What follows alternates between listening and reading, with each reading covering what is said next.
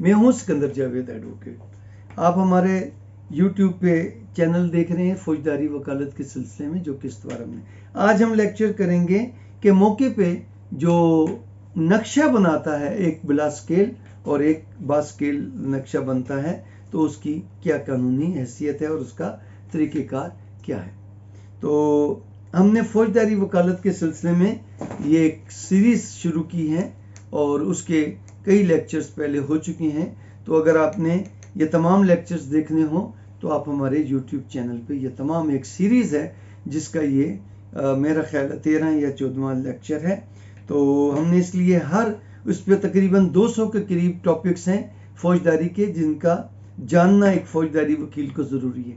अगर आप ये तरतीब से अगर आप ये तमाम वीडियोस देख लेंगे, लेक्चर्स देख लेंगे और उनको रिवाइज करेंगे, बार बार देखते रहेंगे, तो आप एक बहुत ही अच्छे वकील बन सकते हैं। बाकी तो अपनी मेहनत से बनेंगे, लेकिन आपको बुनियादी बातों का इन लेक्चर से पता चलेगा। अब हम आते हैं अपने टॉपिक की तरफ। जब भी पुलिस अफसर मौके पे पहुंचता है, किसी भी जय वकुआ पे, जो जिस जगह पे हुआ है, तो वो उसकी जगह का एक नक्शा बनाता है। मकान है, ग्राउंड है, खेत है, सड़क है, कोई भी जगह है जहां पर वकुआ हुआ है, वो उसका नक्शा बनाता है। तफ्तीशी अफसर क्योंकि इसका काम का एक्सपर्ट नहीं है, इसलिए वो जो नक्शा बनाता है वो उसे कहते हैं बिला स्केल, विदाउट स्केल।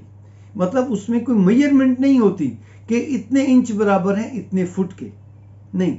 वो अंदाजन एक नक्शा बनाता है कि इस जगह मकान है, इस जगह सड़क है, इतने फासले पे खेत हैं, इतने फासले इस सड़क आगे से गुजर रही है। वो सारा अपने हाथ से बनाता है, किसी स्केल से या किसी एक तो स्केल फुट को कहते हैं, फुटे को वो, और एक स्केल कहते हैं कि मेजरमेंट कितनी है उसके मुताबिक। तो वो एक बना देता है मौके का एक रफ स्केल, उसको रफ स्केल भी कहते हैं और उसको बिला स्केल भी कहते हैं। तो वो तो अपने अंदाजे के मुताबिक के इस जगह गवाहों ने खड़े होके देखा ये वो। अच्छा, अब उसके बाद पुलिस रूल्स की एक प्रोविजन है कि अगर कोई केस ऐसा हो जिसकी सज़ा मौत हो, कोई ऐसे जुर्म का इर्तिकाब हो जिसकी सज़ा मौत हो, तो फिर उसमें इस तफ्तीशी अफसर के नक्शे के साथ साथ एक बाज़ाब्ता ट्रेंड बंदा इस काम का, वो पटवारी भी हो सकता है, वो नक्शा नवीस ट्रेंड भी हो सकता है, जिनको बाकायदा ट्रेनिंग दी जाती है कि किस तरह नक्शा बनाना है। तो वो एक बास्केल नक्शा बनाता है विद स्केल।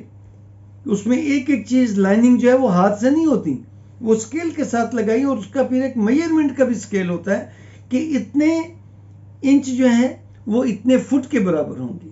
तो स्केल पे आपको वो 1 इंच का फासला होगा, लेकिन एक्चुअली वो 1 फुट समझा जाएगा। उसके साथ वो स्केल भी लिख देता है कि बाज़ का सेंटीमीटर में, तो 1 centimetre is equal to 1 foot या 1 गज 1 यार्ड के बराबर है। तो वो ये स्केल साथ लिखता है, तो उसके मुताबिक फिर कैलकुलेशन अदालत कर लेती है कि इतने सेंटीमीटर है फासला, लाइनिंग लगा के उन दोनों पॉइंट्स के दरमियान वो डिस्टेंस भी लिखता है। अच्छा, अब तो जी फिर पटवारी की क्या है। पटवारी एक तरबियत याफ्ता होना चाहिए, और अगर अदालत उससे मांगे तो वो अपना सनद भी जहाँ से उसने ये कोर्स किया उसको पेश करना पड़ता है। दूसरा, ये जो मौका है, ये अगर सिर्फ आईओ उसको दिखाएगा तो उसकी कानूनी हैसियत नहीं है।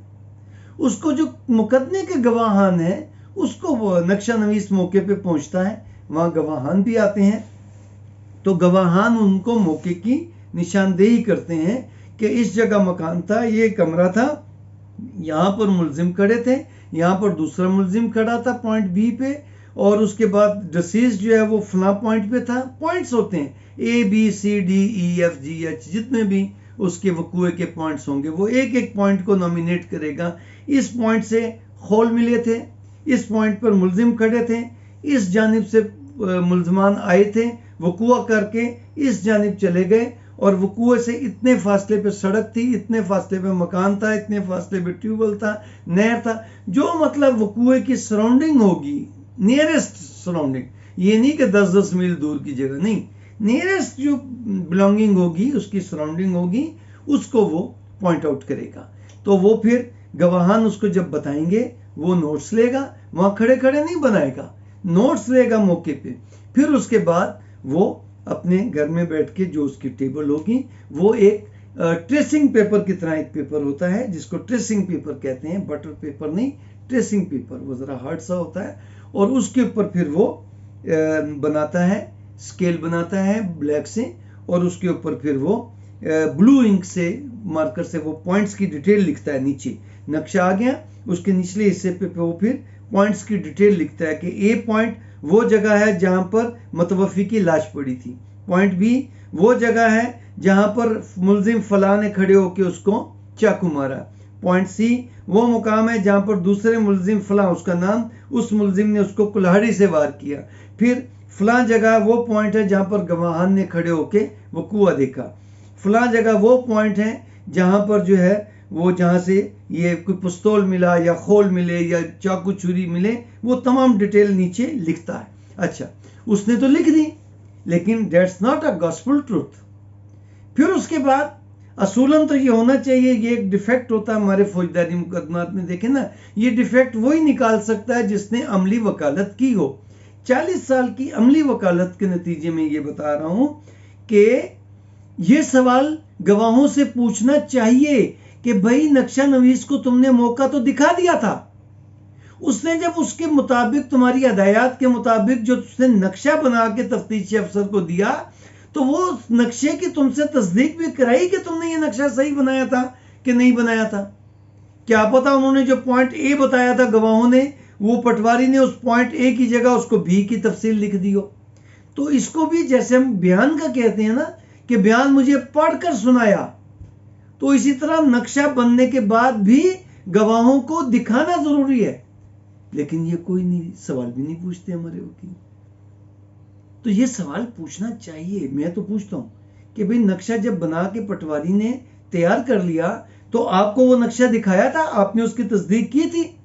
वो रूटीन में कह देते हैं जी हाँ जी, और अगर तफ्तीशी अफसर ने कह दिया कि नहीं मैंने तो उनको गवाहों को नहीं दिखाया था, तो वो फिर नक्शा डाउटफुल हो गया। अच्छा, वो अब नक्शा बना के तफ्तीशी अफसर को दे देता है, तफ्तीशी अफसर फिर रेड इंक से उनके तमाम पॉइंट्स की दोबारा डिटेल लिखता है। अब ब्लू इंक से वो डिटेल है जो नक्शा नवीस ने लिखी, और ब्लू इंक से वो तहरीर है जो एसएचओ ने लिखी, तफ्तीशी अफसर ने लिखी, मानी वो जाएगी जो तफ्तीशी अफसर ने लिखी। उन दोनों के दरमियान अगर कोई फर्क हो तो वो फिर उसका कंट्राडिक्शन आता है। लेकिन अमूमन ऐसा होता नहीं है, इसलिए कि तफ्तीशी अफसर साहब पहले पढ़ लेते हैं सारा, उसमें कोई डिफेक्ट होता है तो उसे कहते हैं जा भाई इसका दोबारा नक्शा बना के लाए, तुमने गलत बनाया।